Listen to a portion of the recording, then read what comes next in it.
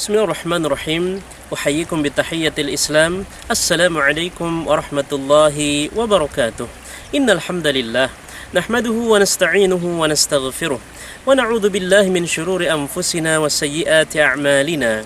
Man yahdihillahu fala mudilla lahu wa man yudlil fala hadiya lahu.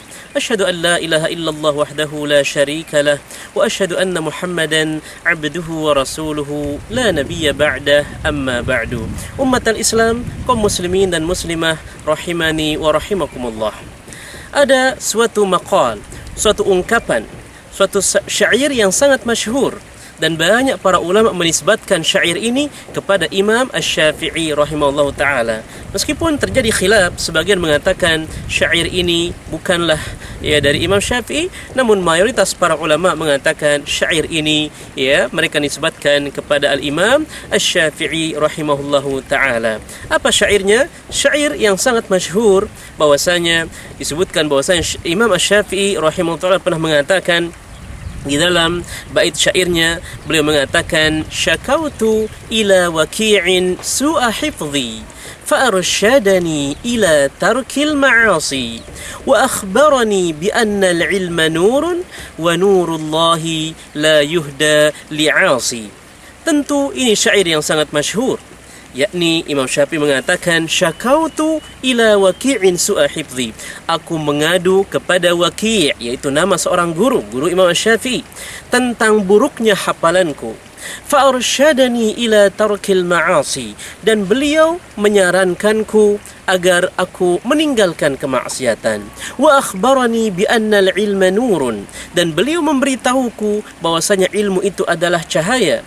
Wa nurullahi la yuhda li'asi, dan ilmu Allah, cahaya Allah itu tidak akan mungkin diberikan kepada orang-orang pelaku maksiat. Ummatal Islam, kaum muslimin dan muslimah rahimani wa rahimakumullah. Ada beberapa faedah yang ingin kita ambil dari dua bait syair tersebut, yang mana Imam Asy-Syafi'i rahimahullah ta'ala mengatakan, syakautu ila waki'in su'a hifdhi. Banyak para ulama menyebutkan bahwasanya sebab Imam Asy-Syafi'i rahimahullah ta'ala mengadu kepada gurunya, kepada Waki', ada yang mengatakan gara-gara dahulu Imam Asy-Syafi'i tidak sengaja melihat betis atau tumitnya seorang wanita. Tidak sengaja melihat betis atau tumit, tumit itu bagian belakang seorang wanita, sehingga dengan sebab itu hafalan beliau menurun. Yang tadinya satu kali baca langsung hafal, ini hafalan beliau menurun, harus 2 kali atau 3 kali atau 4 kali barulah beliau hafal. Karena menurunnya hafalan tersebut, maka itulah beliau datang kepada Waki', seorang guru, dan mengadukan hal tersebut. Kenapa hafalan beliau menurun? Maka umat al-Islam, Imam Asy-Syafi'i mengatakan di bait pertama, syakautu ila waki'in su'a hifdhi, aku mengadu kepada Waki' tentang buruknya hafalanku. Siapa itu Waki'? Waki' yaitu Waki' bin Al-Jarrah Al-Kufi. Nama lengkapnya adalah Waki' bin Al-Jarrah Al-Kufi.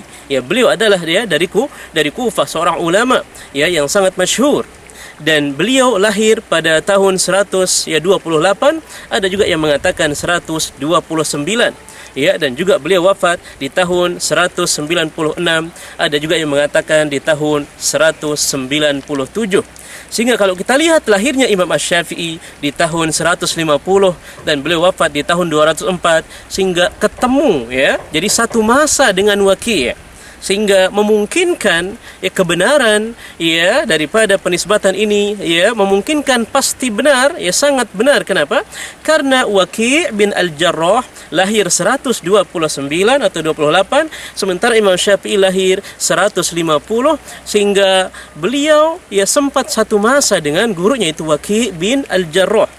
Karena Waki' meninggal pada tahun 196 atau 97, sedangkan Imam Syafi'i meninggal pada tahun 204, sehingga sekitar 40 lebih, sekitar 40 tahunan beliau satu masa dengan gurunya yaitu Waki' bin Al-Jarrah. Jadi Imam Syafi'i mengatakan, syakautu ila waki'in su'a hifdhi, aku mengadu kepada Waki' bin Al-Jarrah tentang buruknya hafalanku.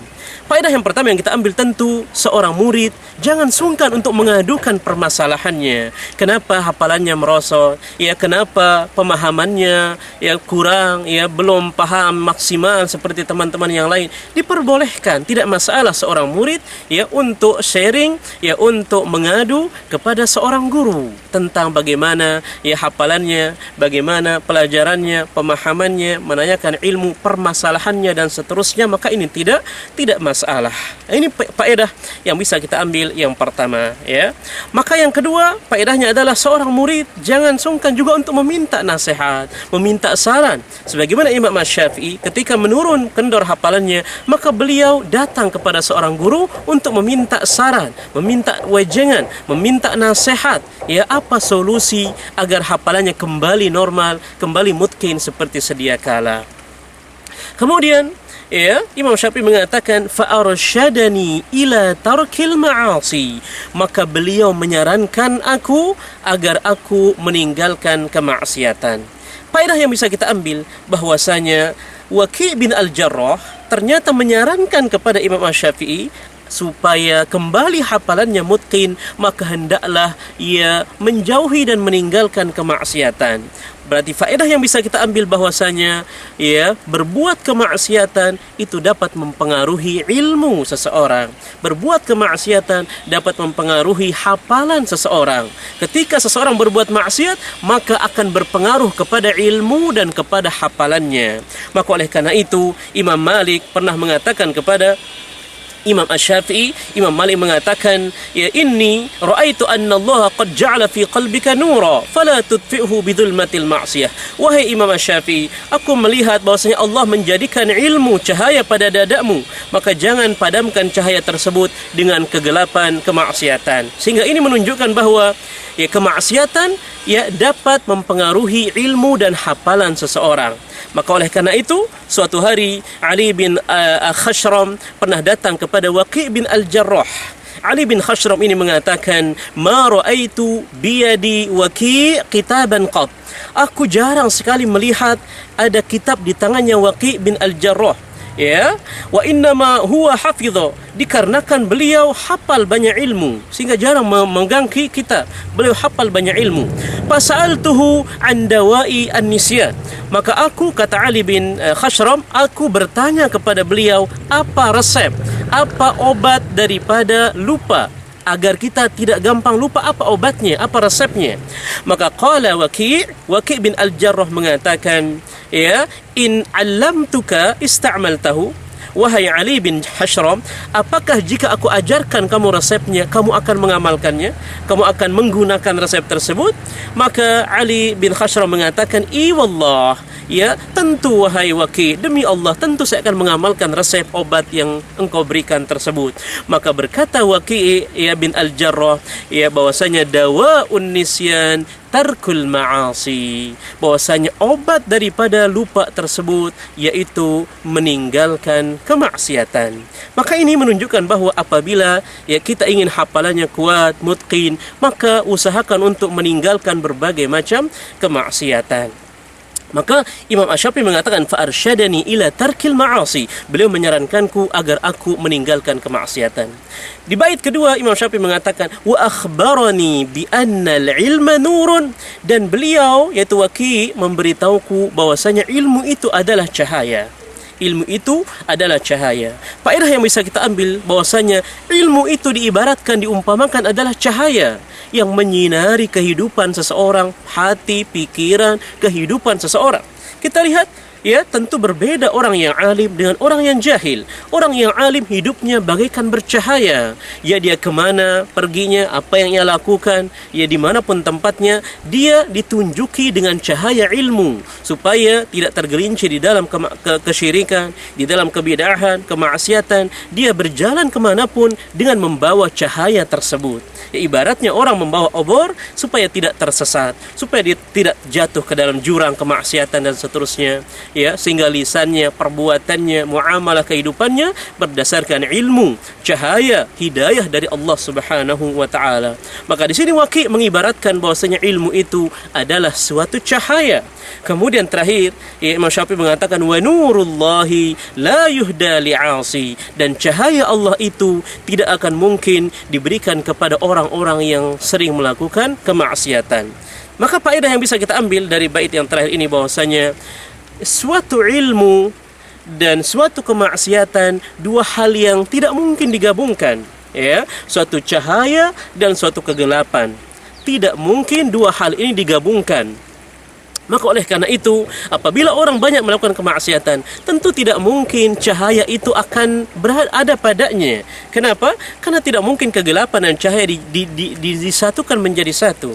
Tidak mungkin suatu ilmu yang bersih, ilmu yang suci, cahaya, tidak mungkin ia disatukan dengan orang-orang yang melakukan kemaksiatan, kegelapan, ya, dan seterusnya.